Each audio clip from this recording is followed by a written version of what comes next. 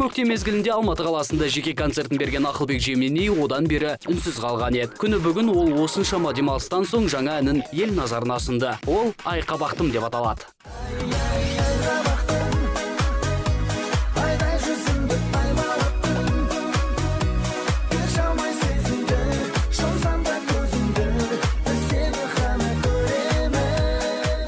Аталмыш әннің музыкасын белгілі композитор Павел Ли, сөзін ақын Ринат Зайтов жазыпты. Ақылбектен ТТ тобы да қалыспады. Ән «Сенікі» деп аталады. Бірақ оны дуэт өздері ғана емес, Наз есімді арумен бірге орындапты.